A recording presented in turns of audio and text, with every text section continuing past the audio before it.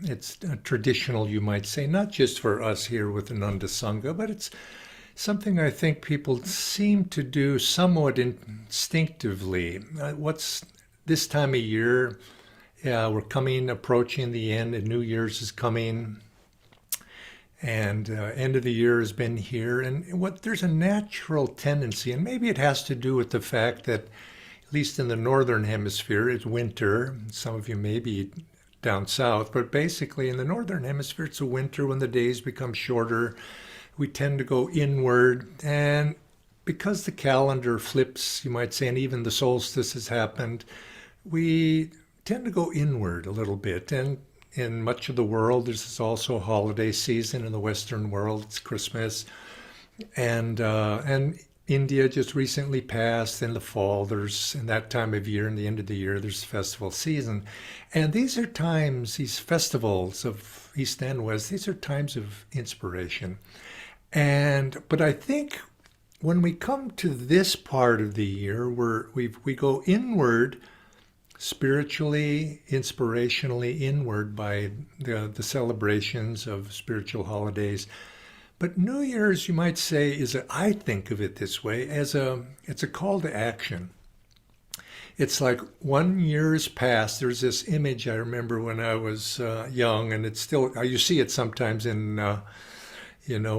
magazines or on the internet. There's an old man, Father Time. He's carrying a sigh over his shoulder. He's got a long beard. At the end of the year, he's representing the old year is going out, and the new year is a young child, maybe and carrying a banner, with the next year, 2022, I guess it would be now, coming in. And it's this dichotomy between the old and the new. And I think the new year, just the name itself, it's a new year. And I think that new year, it's instinctively within us is, okay, something's new happening. We're going to put the past behind us. And now it's a call to action.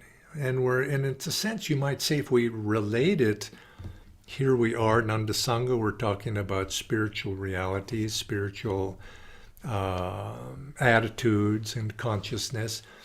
I think the New Year asks us, how do I translate perhaps this inner inspiration that I've come up with through these holidays this last year? How do I translate those into and translate that inner spirituality into my daily life? What am I going to do? What will we do? And I think that's the question here we're asking with this retreat as a theme is, what are we going to do going forward? What have we learned from the past, if anything, is what's inspired us? And then how are we going to translate that, take that into the year to come? Is it just going to be a repeat of the past? I think actually society as a whole is looking in this way too. Here, I mean, for the last almost 2 years now, we've been dealing with this pandemic issue, and is it going to just be another year of that? I think all of us deep inside are saying, oh God, I hope not. But let's say that does pass. What does that mean for us? What will we do? How are we going to go forward? And I think you could probably say that what we're speaking of here is in New Year's. Really, we don't have to wait until a new year comes. Really, every day, every week, every month, every minute, in a sense, is a new beginning. But yet, you could say this societally, this time of year, it represents that new beginnings, new awakenings, and it's reflected in common societal things such as making an affirmation. What's your New Year's resolution? Somebody might say, what are you going to do? And what are you going to do this year? What did you do last year? And of course, what happens is you make a resolution, but of course, how many people actually stick to those resolutions? Well, maybe that's something for us to focus on. I read an article actually about resolutions recently, and it said that most people fail in their resolutions, but we have to remember that many people, actually there's a good number of people who succeed when they make those revolutions. And so consequently, I think this group did a study, and they said the good news was they concluded 39%. Well, it's a pretty specific number. Let's say 40% of people in their 20s, when they're young, succeeded in actually making a resolution. But the bad news, for myself, is that only about 14 or 15% of people over 50 were able to succeed in the resolutions. But nevertheless, that impulse is there. So let's not lose hope, and let's think, what are we doing as we move into the future? What would we like to see for ourselves? Maybe, or you could ask, what did we learn in the preceding year? And I think it's one of the first things when we approach this topic we'll be talking about today and later on, for those of you who join us in the workshop part, is the first thing is to looking back is something that I've noticed, and I've got a number of years on me, and I've been in this world some decades, and I've noticed that as the years go by, the more things you do, more things you have, more experiences, and that's good, and you learn something, I hope. But one of the negative side of that is their tendency also to look back, because usually when a person is a teenager, for example, they're not really looking back. If you're young, are you looking backward? No, you're looking forward. You're looking to the life to come. And consequently, it tends to make you more optimistic. It makes you, because a younger person is generally more optimistic. But when you go through life and you have a lot of experiences, there's going to be pleasant experiences, and there's also going to be disappointments, things that were fulfilled and things that perhaps weren't. And one of the first things to mention is that we're looking toward the future, but we're looking back at what did we learn? What did Divine Mother teach us? And we don't want to harbor regrets, because Paramhansa Yogananda, he made a very pertinent point. We go through many lifetimes until we find our freedom, but we're brought back lifetime after lifetime because of two main, it's our karmic, imperatives that pull us back. And there are two things that draw people back mostly. One is desire, and of course I think we've heard this before. Desires need to be fulfilled, and so you have lots of desires to bring you back. But equally, the other force that brings us back is regret. The wish that, if only I had done that. I wish I had done that. And there's a temptation sometimes to carry forward regrets of what didn't happen, things you wish you could have done different. Now, we all want to do things in a better way, and we hope by learning we can do things in the better way, but we need to, you might say, clean the closet of those regrets. The past is gone. We can't do anything about the past except use the lessons learned from the past in order to make the future better, so we don't increase whatever it was that happened then. Some people say this is, I did so many things. Look at all this karma that is it's causing me. And Yogananda used to say, karma, karma, karma. Everybody talks about karma. Do something about it by putting into motion the opposite things that like a pendulum that's swinging. Yes, the karma is going to swing back, but you can put into motion those things and neutralize that. And that's what we want to do as we go forward. So the regrets are something that's, you could say, having them intellectually and knowing them and doing something about them is one thing. But to carry them as a burden in one's heart is something that we need to try to, release those things. And the devotee knows that God and Guru are with us, and let God and Guru worry about those things. Our job is to put good energy into the future. Swami Sri Yukteswar Yoganandaji's guru, he said it very well. He said the past lives of all men, all women are with many sins, dark with many shames. Everything in future will improve if we make the right effort now. So that's where we start, is don't hang on to it. In other words, do something about it. Make changes that will make your life in the future better. And that's when you come to the new year, we start thinking, what is it? But looking back at the same time, what did we learn? How can I do more and better?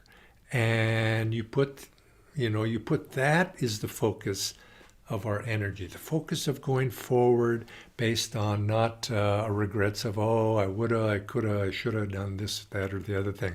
And so we let go of that past. But like I say, it takes a certain amount of determination to do that. So what I'd like to focus on is how do we, we know this, I think, intuitively from our experience. Yes, I want to go forward.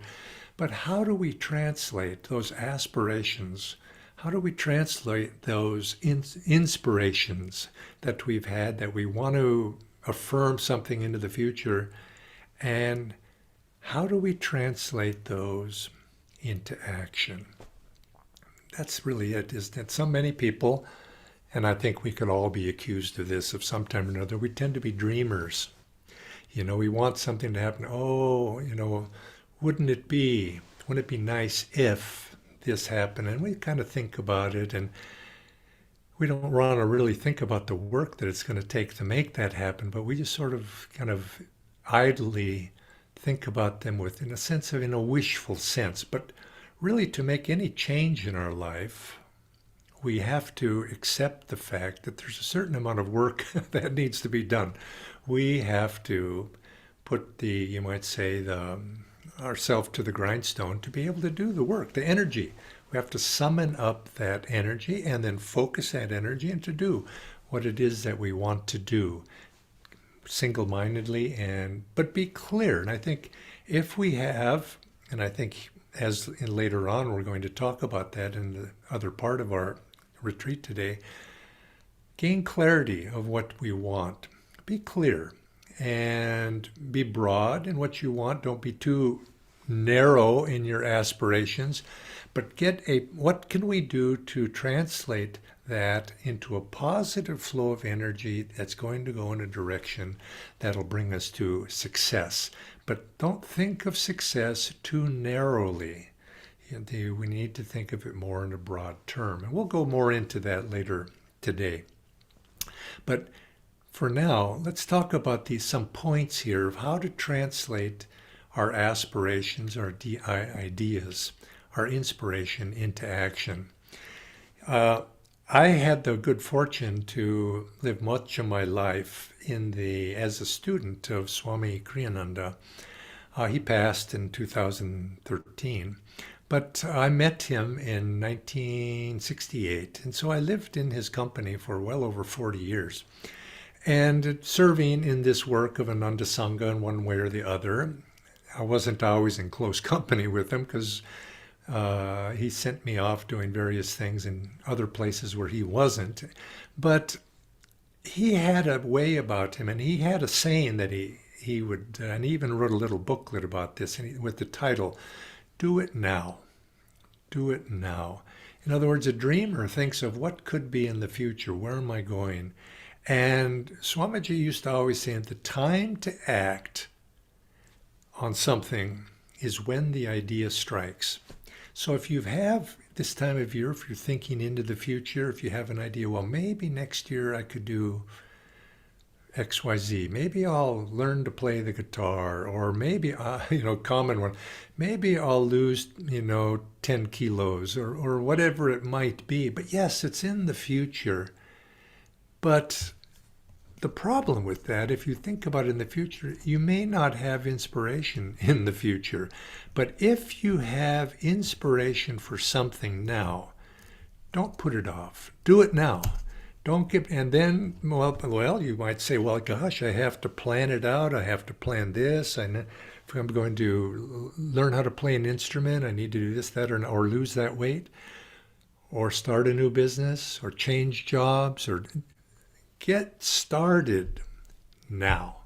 When the inspiration strikes, and if you think you really want to do it, you're going to make a commitment, start now. Don't get bogged down into planning, because sometimes think, well, if I want to do that, I have to really plan this out.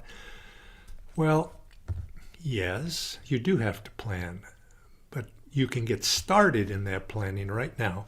Do something of a good, and as soon as you can. If you're inspired, you know you want to do something, take steps immediately, because what will happen is those forward steps, you might say, strike while the iron is hot. When your inspiration is awakened, your inspiration draws to itself, and enthusiasm draws to itself, and energy, when put into motion, begins to draw to itself intuitive guidance of what to do. Ideas begin to flow. But if you put it off, that moment passes. There's a tide in the affairs of men that, if taken in flood, lead on to victory. That's something a poet once said, Shakespeare. And you have to take, when the tide is in flood, make your move. Otherwise, if you don't, you end up wasting your time. So strike while the iron is hot, when you have that momentum and the passes. And a month from now, you won't be all that enthusiastic about something. So more and more, remember that. If you have an idea, start moving, and that'll draw. Or it may also bring you a realization, oh, that's not really what I want to do at all. But don't just put it off and be an idle wisher that life will change for you. Now, second point I would like to mention, if you get an inspiration here, the New Year's coming, wrap your idea, as you do have to translate that into action. That action, you need to give it some form. And your idea, there's a certain discipline of wrapping your idea into a discipline. You have to be disciplined to give it form, because initial enthusiasm will pass. So while you are initially enthusiastic about something, give it form of a discipline of what you're going to do. I'm going to do this. I'm going to lose those 10 kilos or 5, let's say 5. That's a little more manageable. Give it form. How are you going to do it? Well, I'm going to do it by this, that, or another thing. And I'm going to, okay, this is what I'm going to do. And you've got a plan, in other words. A discipline captures the emotion and thought and puts it into a plan of form. Gives it a framework. And third point I'd make is be clear of what your intention is. Like, person goes in, and I'm using weight loss here because that's so, it's something that people are so often, but it could be anything. Clarify your intention. Don't just say, I want to lose weight. How much weight do you want to lose? I want to lose 10 pounds. Okay, then your plan is, how am I going to lose 10 pounds over what period or 5 kilos? I'm going to lose that over a period of 3 months. Okay, now you've got something, and then you begin to flesh it out. So what is it specifically that you intend to do that? Don't be too vague. If once you start taking and now this applies not to just weight loss, takes to the point, you're going to start a business. We have friends, one of our groups are in right now in Mumbai, which is where Bar and Chamonix are. They have plans, and they were starting out the new year where they want to start a cafe, and they're talking about it. And so they put that into a plan. Okay, we need to do this, that, or a coffee shop or something along those lines. And that begins to attract people. Oh, I want to help. This is going to cost money. And people will start putting money in and start giving it form. You have to get that energy moving. And it's been shown in studies. I was talking about the people who fail in their resolutions, but it has been shown that through various studies that those people who make a specific resolution to do something better than the coming year, if they're very specific about it rather than vague, they're more likely to be successful. And it's somewhat of a joke that, most people fail at their resolutions. Well, actually, you could also turn that around, because it's actually true that a considerable portion of people who make New Year's resolutions actually do succeed. But here's the interesting point. Many studies have been done about this. It is an age-old phenomenon. It goes back probably to the ancient times. But in the studies, it's been found that you're 10 times more likely to change. If you say you have a bad habit, smoking maybe, or whatever it might be, you're 10 times more likely to change by making a resolution compared to those people who want to change but they don't resolve, and with identifiable goals. And it's interesting because if a person comes to they want to change, but then they're very specific about what they want to change and they resolve, because what are you doing when you make a resolution? You're summoning up your willpower. Greater the will, the greater the flow of energy. Greater the flow of energy, the greater the magnetism that you begin to draw to yourself to make the changes and the greater enthusiasm that you want to make it for yourself, and the greater enthusiasm. And there's a feeling of success, especially when you identify this. Oh, I'm going to lose my 5 kilos and I'm going to lose 2 kilos a month, maybe, let's say.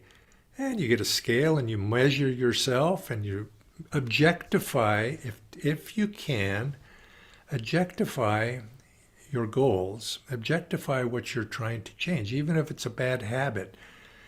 Can you objectify in some way that you can actually measure it in some way? That helps, because you might say, it's not just totally a subjective feeling. You might say, I want to be more happy in the coming year. Well, it's a little bit vague. It's too subjective. You have to somehow say, well, what are you going to do to be able to accomplish that? You have to, be clear about that.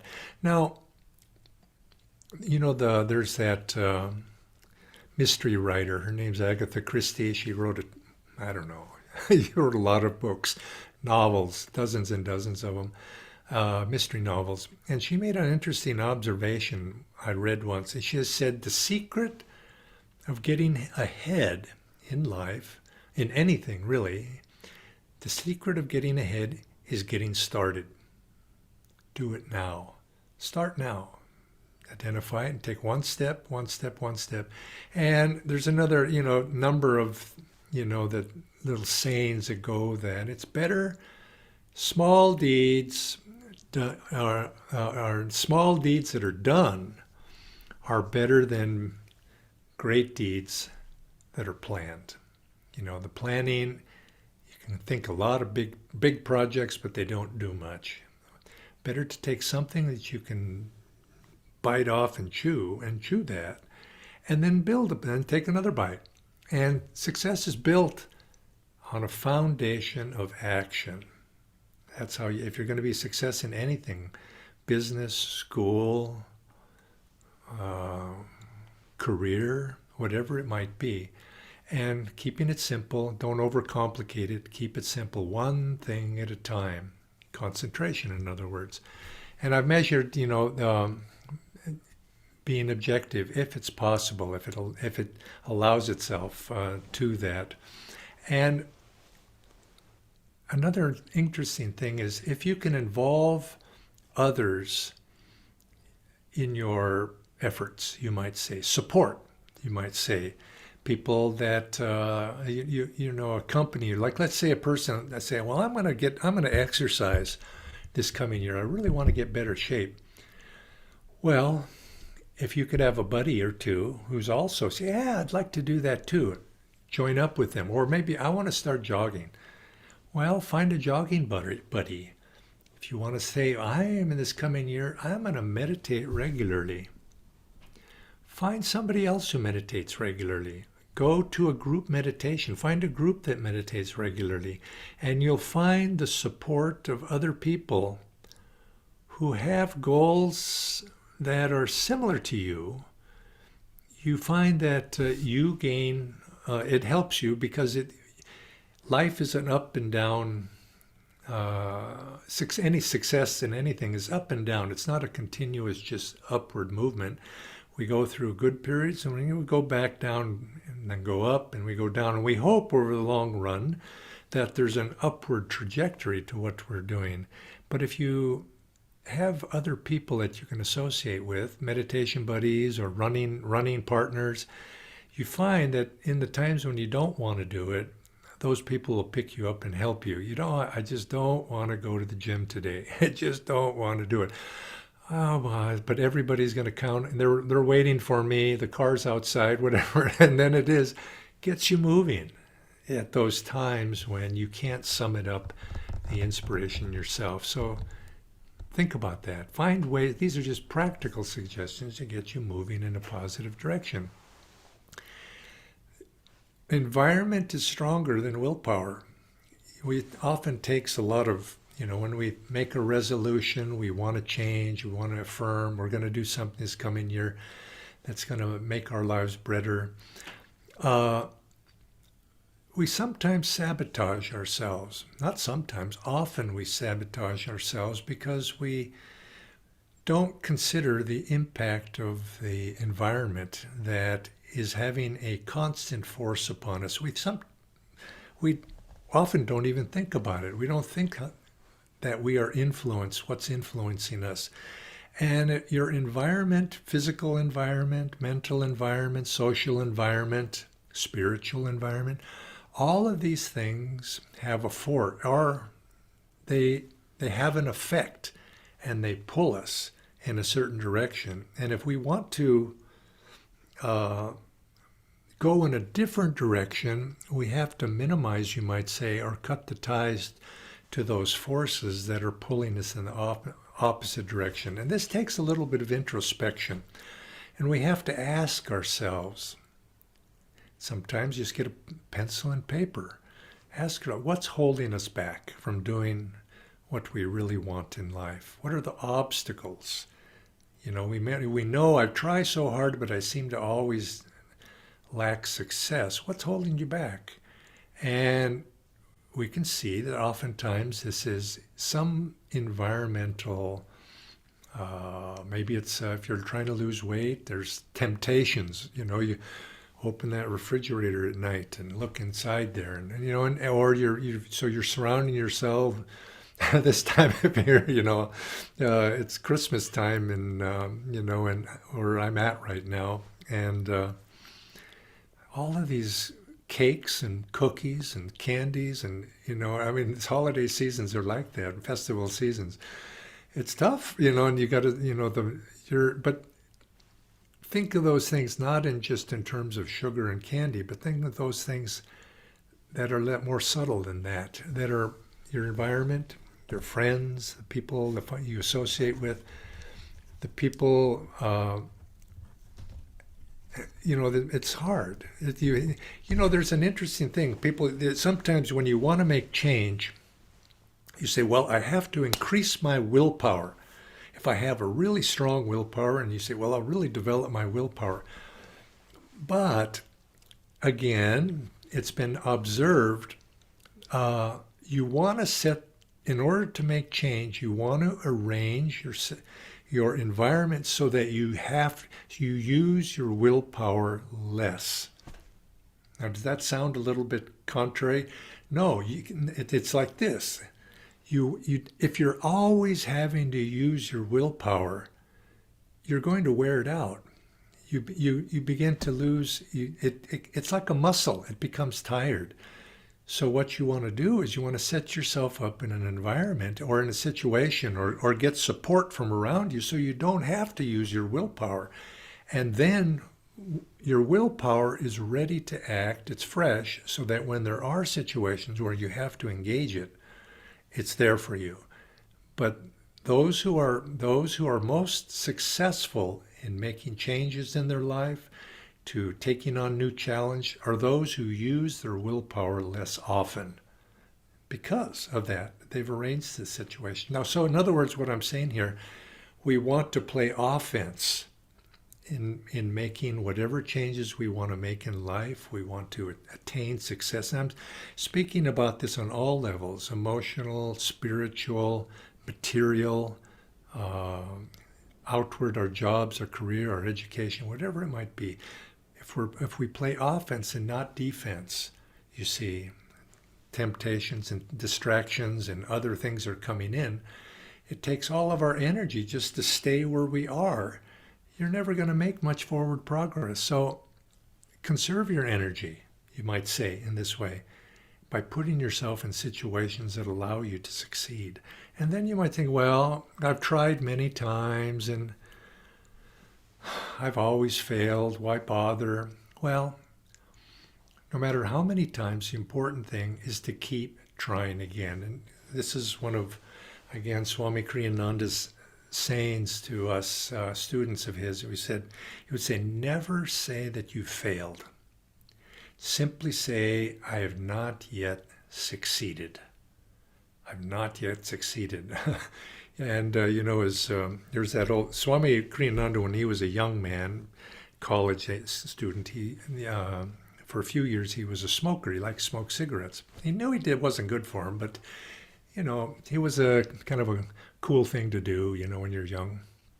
So he did that, but then he found it. He couldn't stop. He was sort of a bad habit. It became a bad habit. And he kept trying and trying. And then he used to quote this saying of Mark Twain.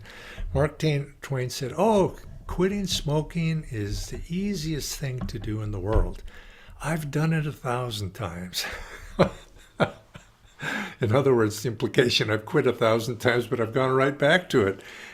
But you don't ever say you've failed. Just say you haven't succeeded yet. And Swami said in himself, he made it a firm, he couldn't see himself. He finally decided he wanted to take up the spiritual path, and he thought about becoming like a monk or a hermit in a cave somewhere, and he said, it's ridiculous. They don't smoke, for a hermit, where am I going to get cigarettes if I'm out in the mountains somewhere? So he said it was ridiculous. His own self-image, in other words, was of a person who was beyond that. And finally he said it was not hard at all. He just didn't see himself. He didn't include that in his self-image of who he was. And he gave it up. And so I'd ask you, I've used up my time here for this introductory discourse. I'd ask you, I'm going to conclude with this. What are your goals for this coming year? Now, we have the big goals, of course. We want to be free as souls. We want to be happy, of course. But what are we going to do? How are we going to translate those goals into practical action? What are we going to do? And keep that highest goal in mind. But we have to be practical in our idealism. What are we going to do?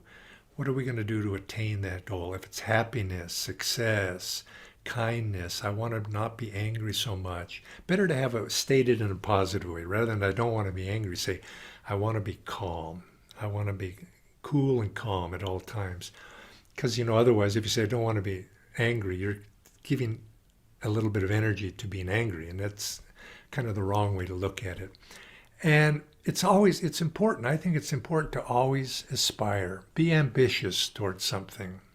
And Yogananda would say, be ambitious for God. And think of something that you enjoy doing. Think about gardening. You plant seeds and you hope for them. You cultivate those seeds. And it's going to take time. And you cultivate until finally those things sprout and you have something tangible. And think of it that way. Be ambitious for God and perfect this little self, not for the larger goal, you might, so that ultimately we can go beyond the little self and merge ourselves into the larger self.